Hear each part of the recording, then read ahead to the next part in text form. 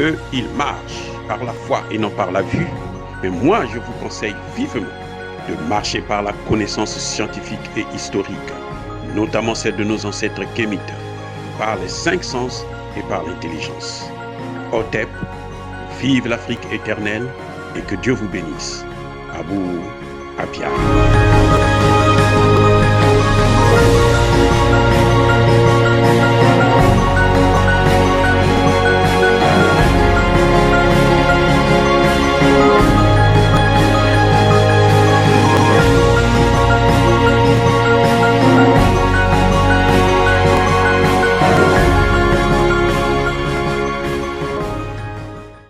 Otep à tous, bienvenue sur la chaîne des panafricanistes par essence, par conviction et par excellence. Celle des citoyens kémites par nécessité et obligation de combat. Nous sommes une chaîne qui n'est guidée que par nos ancêtres et rien que par les ancêtres qui appartiennent à l'égrégore du monde noir. Par conséquent, nous ne croyons en aucun Dieu venu de l'étranger. Toutefois, il m'appartient de vous préciser une chose.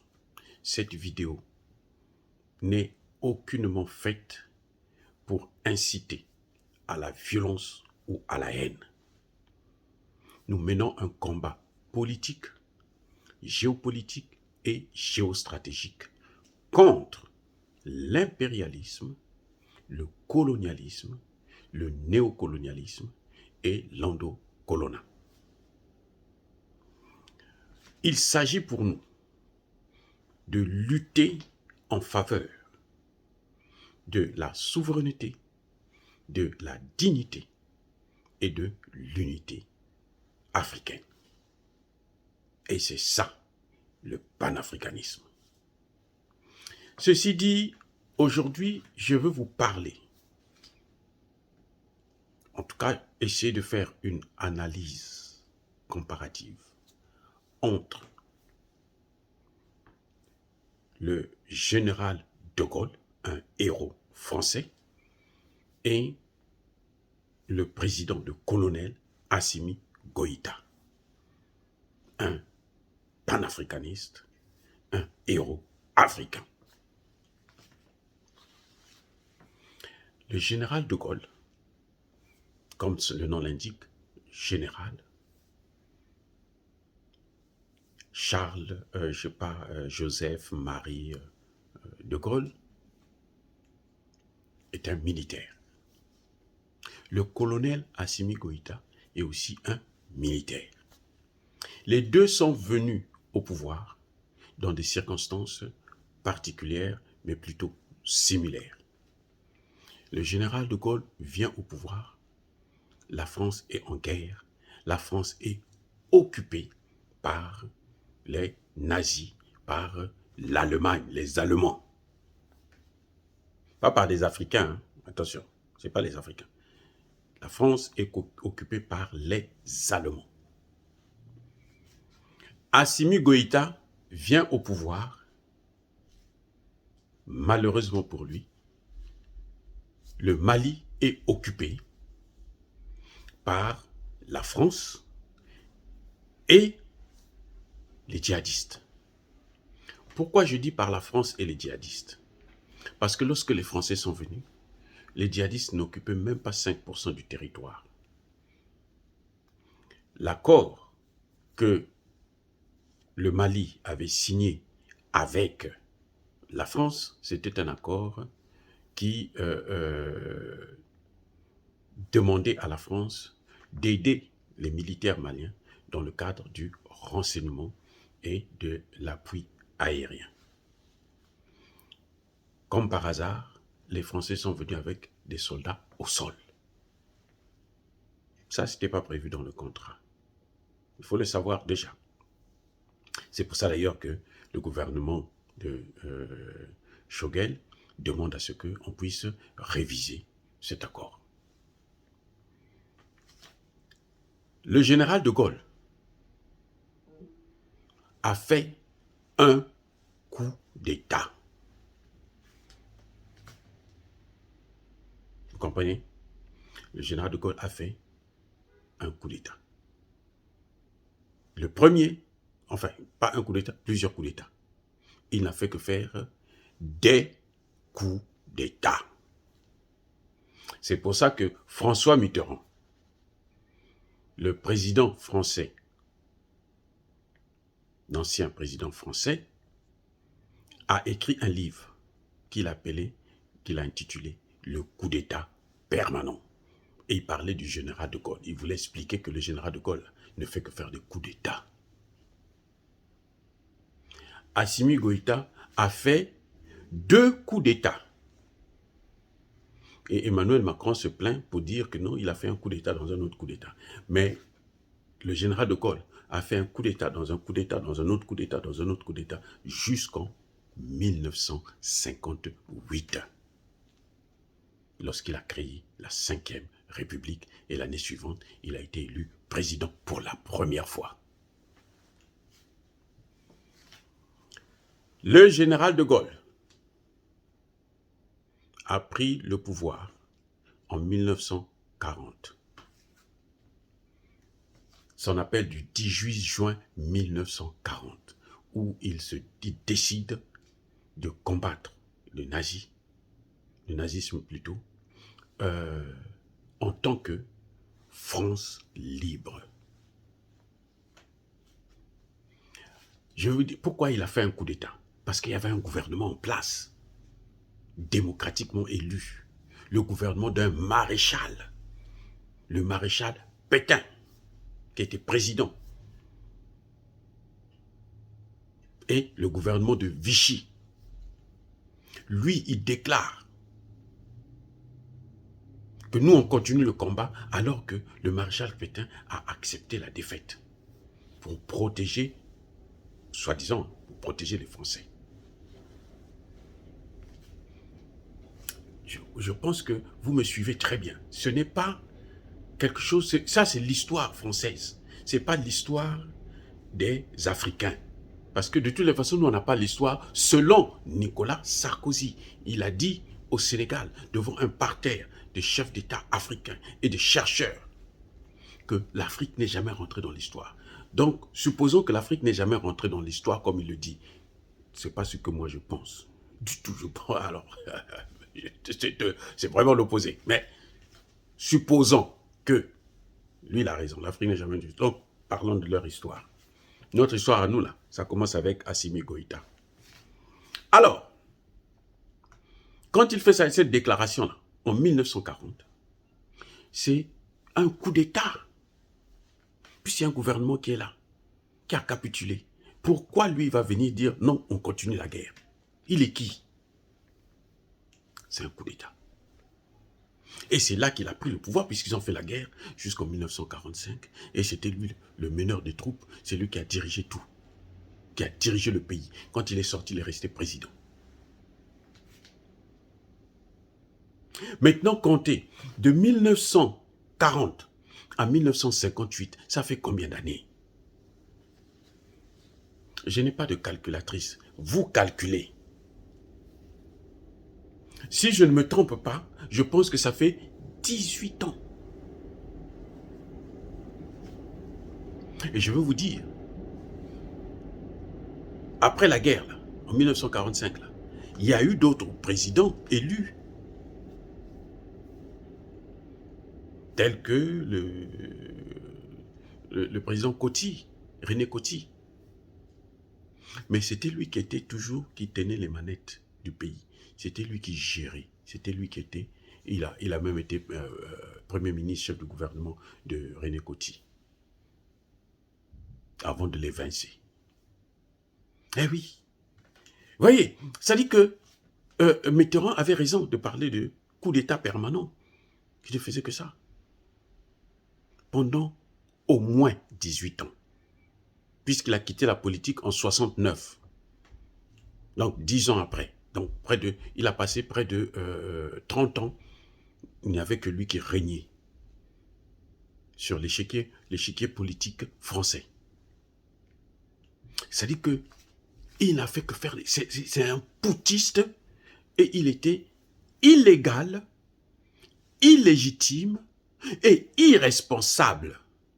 Selon les termes, écoutez bien, pas selon mes termes, selon les termes, selon la définition de l'illégalité, de l'illégitimité et de l'irresponsabilité de Le Drian, de Florence Parly et de Emmanuel Macron.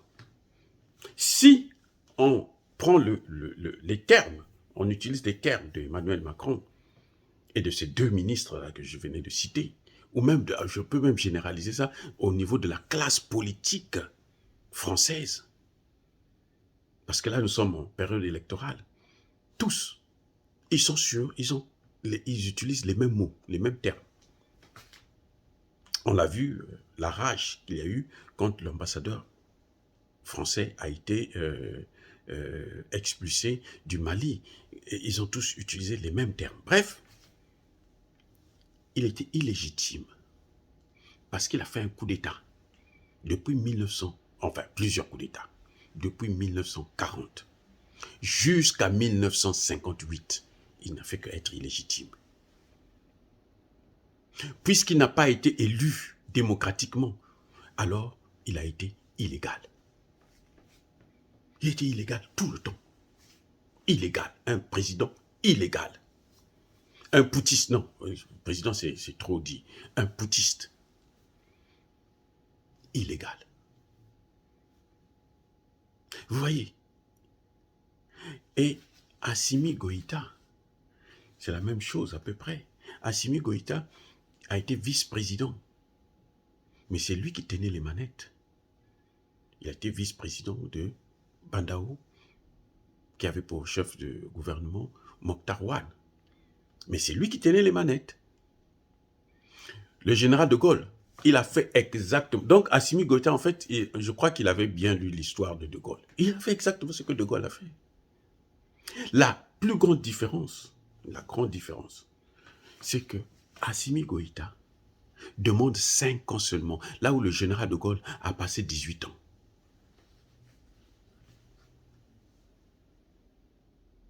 Le général de Gaulle a été plébiscité en 1945, après la guerre. Là, tous les Français là, ont dit c'est un type formidable, c'est un héros. Mais Assimi Goïta, on a vu la démonstration de force. Il en a vu la démonstration de force. 4 millions de Maliens sont sortis le 14 janvier pour soutenir Assimi Goïta et son gouvernement. Donc, quand Emmanuel Macron veut venir donner des leçons aux Africains, il dit que ça fait rire. On se demande qu'est-ce qu'ils font de leur histoire à eux, qu'ils viennent nous apprendre en Afrique. Ce sont eux qui quittent la France là, pour venir en Afrique là, pour dire non, vous n'êtes pas rentrés dans l'histoire, donc nous on doit vous apprendre leur histoire à eux. Et eux-mêmes ils l'ignorent. J'ai pas terminé. J'ai dit qu'il était aussi irresponsable. Pourquoi? Parce que le franc CFA qu'il a mis en place là, c'est une monnaie, c'est un système financier ou monétaire nazi. C'est-à-dire que, pour lui, il a ressuscité le nazisme dans ses relations économiques avec l'Afrique. Le général de Gaulle, bien sûr. Donc, c'était un irresponsable. On peut même dire que c'était un génocidaire parce que cette situation monétaire, la monnaie là, c'est ça qui est en train de détruire les économies africaines. C'est ça qui est en train de tuer les populations africaines. Ça pose des dégâts énormes. Ce que Assimi Goïta n'a pas fait. J'espère que Assimi Goïta, pour limiter, va faire aussi donner au Mali sa propre monnaie. C'est ça, on est en train de voir. Vous voyez les éléments là. Quand ce que le Drian qualifie d'illégal, d'illégitime, d'irresponsable, c'est ce qu'il a vu chez De Gaulle. En fait, il est en train de dire que De Gaulle aussi était illégal, illégitime et irresponsable. Eh oui. Assimi Goïta encore a été investi, il a eu la chance, il a été investi par les instances du Mali, les hautes instances institutionnelles du Mali, selon la constitution malienne, bien qu'il n'a pas été élu.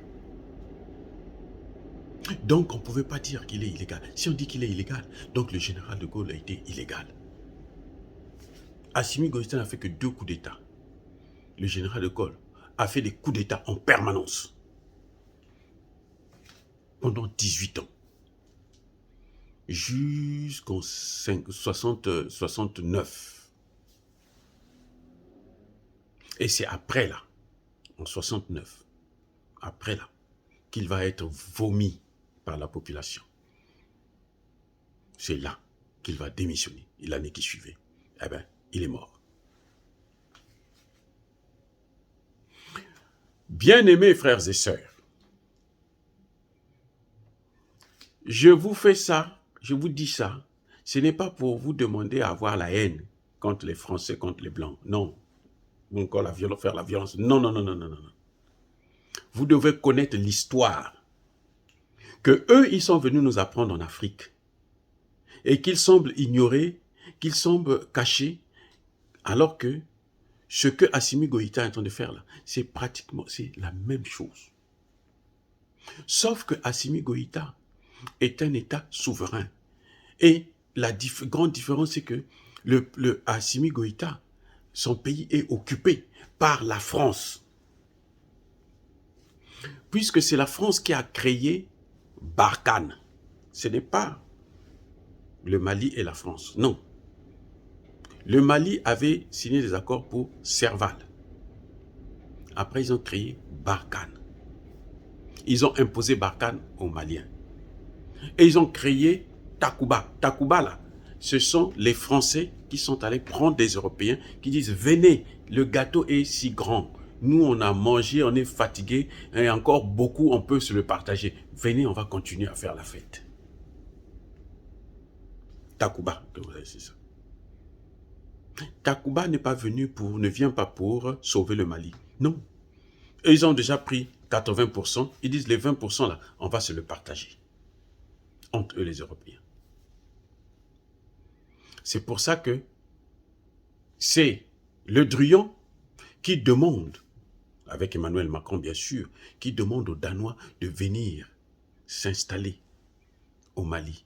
C'est le Drian qui leur donne le visa français pour venir au Mali. Ce n'est pas les Maliens, ils n'ont pas eu de visa.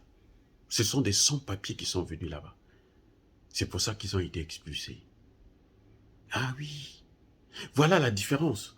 Les autres, ils ont été occupés par les nazis. Ils ont fait la guerre et ils ont libéré grâce aux Russes et aux Américains et aux Africains, nos ancêtres. Nos grands-parents sont venus les sauver. Et maintenant, eux, ce qu'ils font, c'est qu'ils viennent maintenant occuper chez nous. Au lieu d'aller occuper l'Allemagne, ils viennent occuper l'Afrique. Et Assimi Goïta dit non. Ibeka et ses prédécesseurs ont toléré cette politique. Moi, je ne tolère pas ça. Je me bats contre le Mali libre. En tant que Mali libre, je veux la souveraineté du Mali. Exactement ce que De Gaulle a fait. Comment se fait-il que Monsieur Le Drian qui a travaillé avec De Gaulle, il était déjà dans le monde de De Gaulle. Il est né en 1943. Donc avant la mort de De Gaulle, il était déjà dans les sièges là. Il connaît bien la politique. C'est un historien certes. Bon, il a oublié l'histoire puisque visiblement il s'aventure maintenant dans la politique et il fait n'importe quoi. Voilà ce que vous devrez savoir. Voilà mon message concernant le général de Gaulle qui, selon moi, c'est le plus grand putschiste de tous les temps. Et pendant plus de 18 ans, il a été illégal, illégitime et irresponsable. Je l'ai démontré. C'est ça mon message, j'ai dit.